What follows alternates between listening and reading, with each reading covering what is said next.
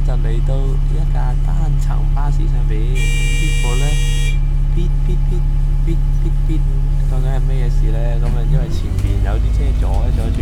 好啦，講翻呢個咩車先？呢個係梗加一部比較新，即係第二代嘅200單層巴士。咁呢部就係 AAS11。行就而家行緊嘅路線係怡思啊。下一站係九龍幼靈堂。The next stop is Kowloon Union Church。係咯，座椅上面嘅巴士仔公仔啊。下一站是九龍幼靈堂。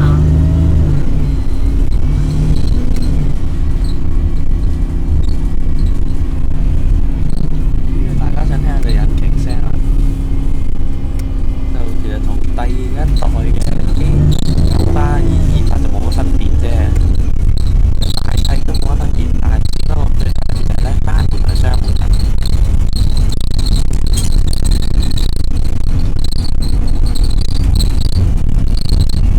同埋當然最大分別係新啲啦。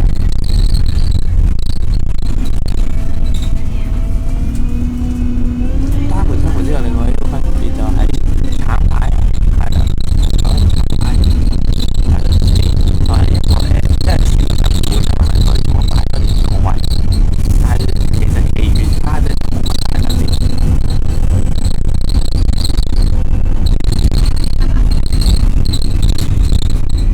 呢個係啦，就行緊嘅怡思，咁而家行到就係呢個見到啦，啱啱抵達佐敦道啦。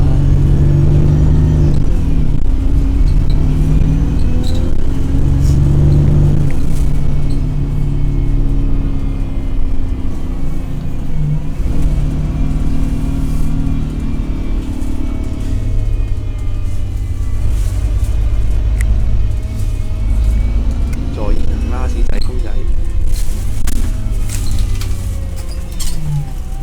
好，咁咪睇過咗一段路啦，我哋就同大家喺度呢一度啊，見下佢開門。